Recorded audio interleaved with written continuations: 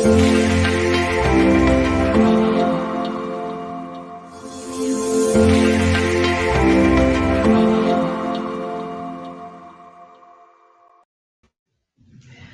morning. Happy Wednesday. Welcome to Live with Liz. So today we're talking about law firm travel for business development to the United States. And this is mostly for the international business-to-business law firm that is targeting the US. As we all know, the US is a major source of client work, of the need for legal services being exported around the world, and a really big spender when it comes to legal services and when it comes to hiring outside counsel all over the world. So it's no wonder that the US is targeted so much for business development purposes, for visiting clients, for finding new clients. And obviously, I think a lot of people have heard me talk about the conference circuit and where to find people, the strategic approach to conferences, how to make the most of them, get meetings, and find, new business, create relationships that last, that lead to something meaningful when it comes to your work. But I don't think we spent a lot of time talking about direct business travel to the US and how to strategically prioritize where you're going to invest that money, which attorneys you're going to send, why. And so when we look beyond the conferences, or even sometimes pair this kind of business travel direct to certain cities with our conference investments, we want to think about a few different things. Obviously, we're prioritizing our top clients. Who are they? Where are they? But then it's not just your top clients you need to see. What about your target clients? Who are they? Where are they? And if you don't have that information together quite yet, that's okay. You can always reach out to us, but take a look and consider figuring that out. We like to use data to try and set these priorities for the law firm clients we work with when it comes to the top clients and the target clients, and figuring out where we need to be during the course of a year. Perhaps we're planning it 18 months in advance and saying, okay, these are our top clients. These are the cities where they are. What other opportunities exist there? Now, that's one way to look at it. And oftentimes that means that we're looking at it for other opportunities like conferences when we hit our top clients. But what about those target clients?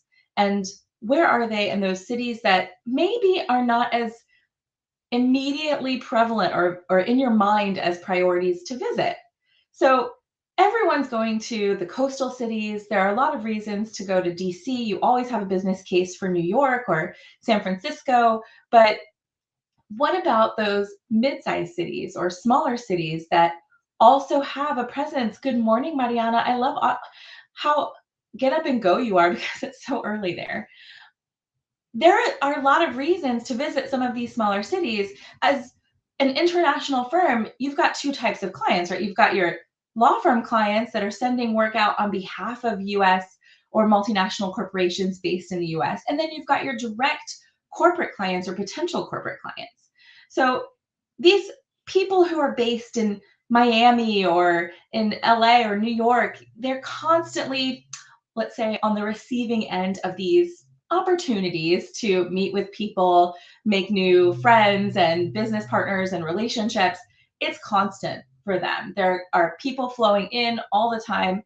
But for some of these smaller cities, that's not always true. And not just the smaller cities, but suburbs. Hey, good morning, Leah. And suburbs outside of some of these cities where these opportunities reside. So what we're looking for, if you're targeting the law firm clients, maybe some concentrations and why there might be concentrations in some of those smaller cities. What are those cities I'm talking about? So a lot of them are going to be pretty well known to the international lawyer who's targeting the US, and Detroit, Phoenix, Denver, some of these mid-sized cities. Minneapolis is a good one, Charlotte. I like to look at it also in terms of what kinds of industries are prevalent in those places, and is that the industry I'm focused on? So maybe if you don't have your exact client targets, but you know that a particular city has a certain industrial focus that marries up with the services you offer, that could be a way to prioritize a city for you to visit that's outside of those major cities that are constantly being bombarded, that may have those unique opportunities for you to meet with people who might not otherwise benefit from spending time with you. So, short story, when I worked in Topeka, the middle of nowhere, for a huge corporation, I mean, I would have jumped if an international firm came in and said, "Hey, want to go to lunch?" 100%. Yes, I do. Nobody ever visits us here. They don't think we're worth it. But a big portfolio client might just be what seems to be the middle of nowhere, but might be accessible from a big city. So, hey, you're going to Kansas City. Look at the multinationals or corporations around there and see if there's a big target portfolio client that you might be interested in where you could get a foot in the door. Whereas those that are located around those major cities, DC and New York, it's going to be much more difficult to just go a door knocking to different corporations and say, "Hey, I'm an attorney and I want to meet with you." Now, that's not the approach we would take anyway. That's a story for another day. But you get the idea that people might be open to having these kinds of meetings and entertaining your presence if you visit them in places where they're not constantly bombarded, where it's something fun or different or outside of the norm for them, even just a cup of coffee or a quick hello in some of these places that don't actually have a lot of visitors. Now, the other idea for some of the bigger cities is to think about visiting them off season. And I'm not talking about off season like winter, spring, summer, fall. I am talking off conference season. So if you want to visit the oil and gas conglomerates and headquarters of all of the oil and gas companies, some of them, well, many of them based in Houston, um, maybe consider if it's an important industry for you, visiting Houston, not during the OTC when they're having the biggest conference that's related to oil and gas on the planet, but perhaps at another time when the business environment is more right for you to actually make those connections that can improve your potential for getting new clients in that sector. Likewise, with life sciences, you've got a few cities around the country that get a lot of conferences that get a lot of attention from bio. Maybe they're on the circuit for these conferences. You've got obvious Boston is a big one. San Diego is well known. Charlotte also probably because of bio, but Charlotte's a good example of one of these smaller cities that doesn't always have the same level of attention that some of the bigger cities get that might be worth your while. Why? There are a lot of research labs there. It's academic. There's a lot of investment in startups there. So you might end up thinking, well, what am I going to do in Charlotte? I need to be in New York. But it might be worth your while to see which law firms have a presence there that you can meet with. Maybe you can do it like, you know, we take these trips. Sometimes I like this as a good example. AIPLA, for example, does these delegation trips to these different countries. And I've had the privilege of joining the delegations for Latin America and a couple of times now. And they have this approach to the way they make visits that are important for the organization.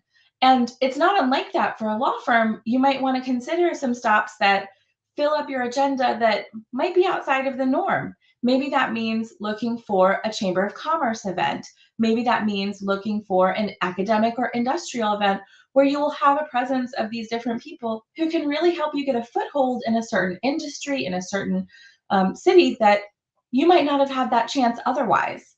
So it's a lot more complex than just, hey, let's go to New York and we're going to hit this conference and visit a bunch of firms. That might not be as fruitful for you as spending 2 days in Dallas. I know after INTA in Dallas, the feedback wasn't so great that people want to actually visit the city. There's a lot of business that goes on there. Or maybe Cincinnati, Ohio, someplace in the US. If your firm is focused on retail, you want to figure out where those retail headquarters are around the US. And imagine this, those law firms that you want to meet with that send work on behalf of retail companies are often based in the same places where you have those retail centers. So their headquarters rather, I'm not talking about shopping. I know a lot of people want to come to the US and go shopping too, at least for now.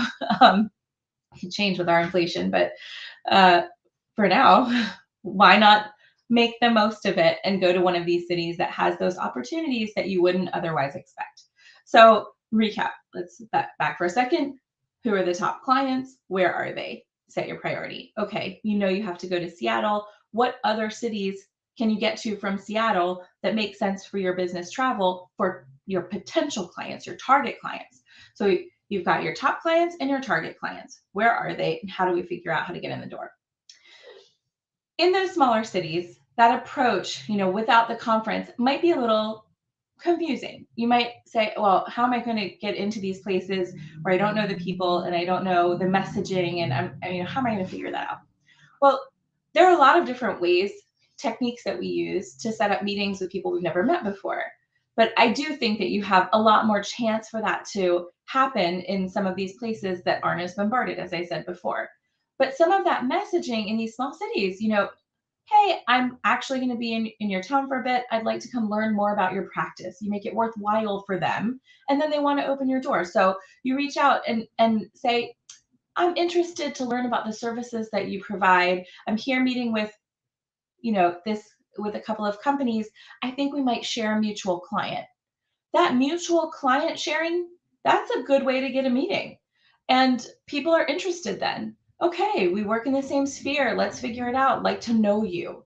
I'd like to understand you. That's the start of a relationship. It's not, hey, I'm going to be there. I'd love to introduce my firm to you and sell you my services.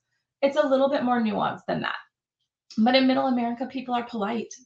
Yeah. I mean, when I was in Topeka, Kansas, people say hello on the street and they smile.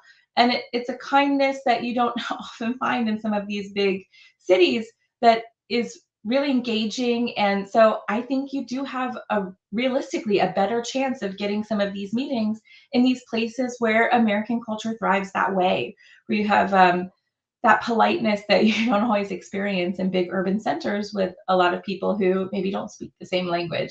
And I'm not talking about, literal different languages. I'm talking about business and, understanding what people do and the rush that people are in. In some of these smaller cities, it's not that same rush. You'll see when you visit them that it's a completely different feeling. And you may have a lot more success when you have that chance to actually sit down with people in corporations who don't, as I said before, often receive the opportunities to meet international attorneys who are interested in working with them.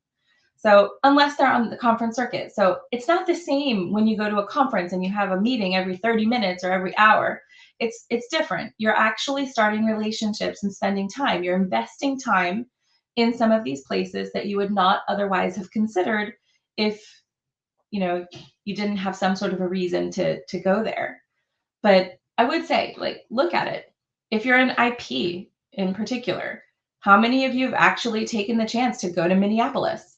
I mean, there are a lot of IP law firms there. It's kind of surprising to me, and it's an adorable city with a really big mall. So there are a lot of reasons to hit it, but why are there so many IP law firms there? Well, there must be a reason. Are there company headquarters there that could also be potential client targets for you?